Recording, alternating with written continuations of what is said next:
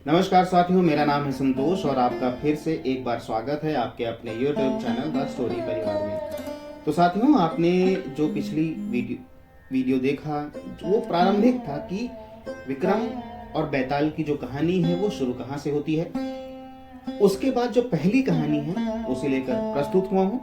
तो साथियों, विनती है कि अंत तक वीडियो में बने रहें। तो कड़ी मेहनत के बाद राजा विक्रमादित्य ने एक बार फिर बेताल को पकड़ लिया। वो उसने अपने कंधे पर लाद कर शमशान की ओर चल पड़े। रास्ते में बेताल ने राजा को एक नई कहानी शुरू की और बेताल बोला, एक बार की बात है, काशी में एक राजा था जिसका नाम प्रताप मुकुट था। उसकी एक संतान थी जिसका नाम वज्र मुकुट था। एक दिन वज्र मुकुट दीवान के बेटे के साथ शिकार करने जंगल गया।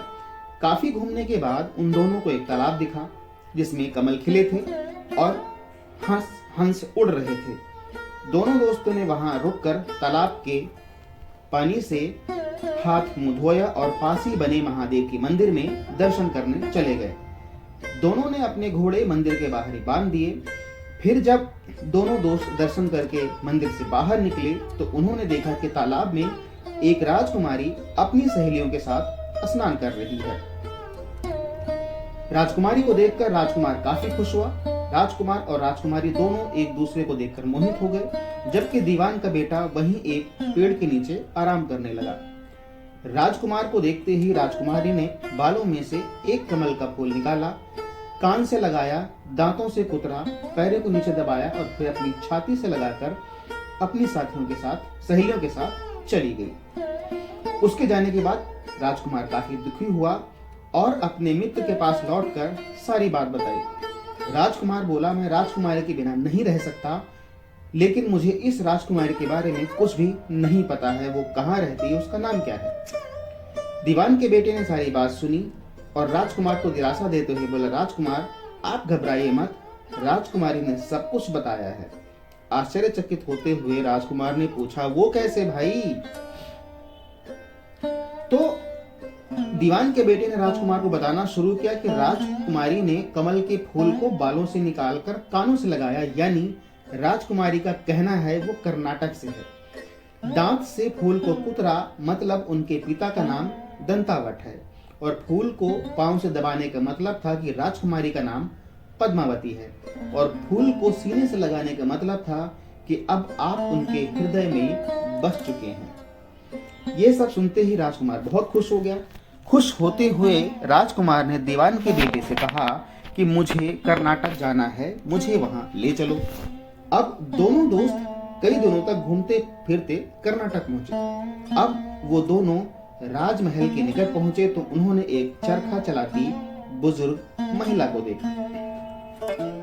महिला को देखते ही दोनों घोड़े से उतरे और उनके पास जाकर कहा, माई, हम दोनों व्यापारी हैं, हम बहुत दूर से आए हैं, हमारा सामान अभी तक आया नहीं है, कुछ दिनों में हमारा सामान भी पहुंच जाएगा, हम दोनों को बस रहने के लिए थोड़ी सी जगह चाहिए।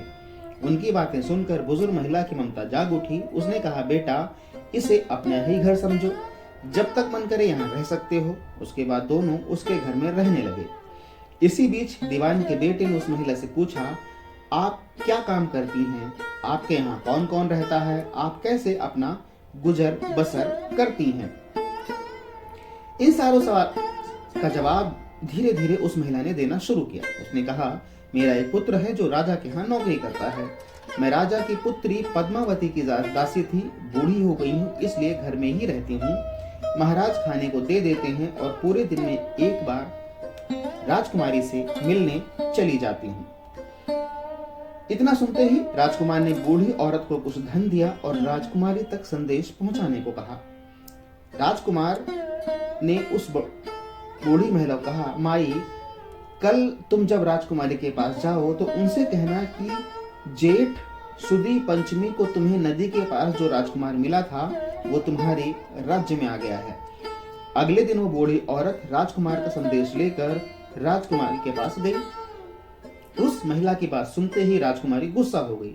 उन्होंने हाथों में चंदन लगाकर उस महिला के गाल पर तमाचा मारते हुए कहा, मेरे घर से निकल जाओ। बूढ़ी औरत ने घर लौटकर राजकुमार को सारी बातें बताई। महिला की बातें सुनकर राजकुमार चौंक गया। फिर राजकुमार के मित्र ने राजकुमार को धैर्य बंधाते हुए कहा, राजकुमार आप चिंतित ना हो, राजकुमारी की बातों को समझने का प्रयास करें। ध्यान दें कि राजकुमारी ने उंगलियों को सफेद चंदन में डुबोकर गाल पर मारा है। इसका मतलब है अभी कुछ दिन की चांदनी के हैं, उनके खत्म होने के बाद अंधेरी रात में मिलूंगी।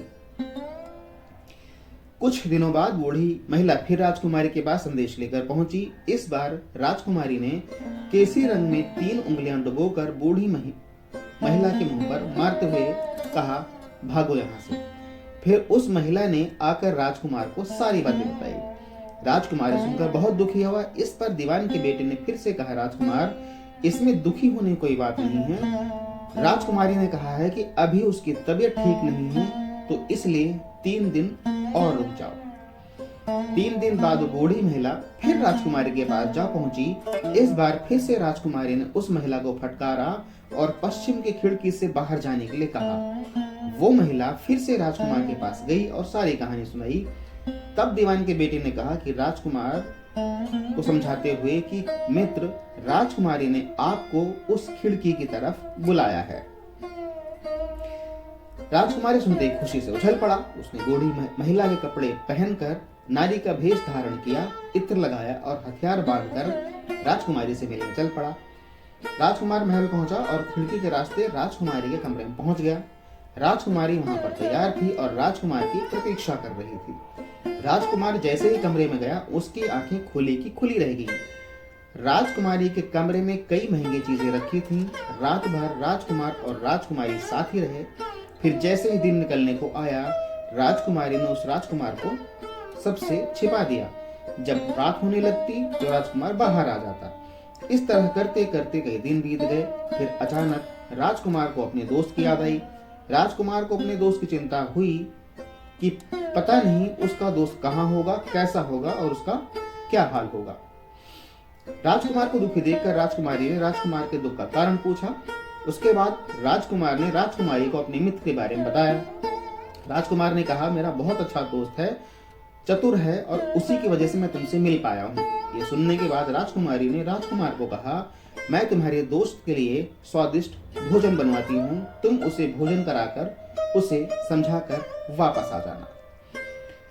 फिर राजकुमार खाना लेकर अपने दोस्त के पास पहुंचा। दोनों मित्र लगभग कई महीनों से नहीं मिले थे। मिलने के बाद राजकुमार ने अपने मित्र को सारी बातें बताई। राजकुमार ने कहा, मैंने राजकुमारी को तुम्हारी चतुराई के बारे में बताया, राजकुमारी ने तुम्हारे लिए भोजन भिजवाया है।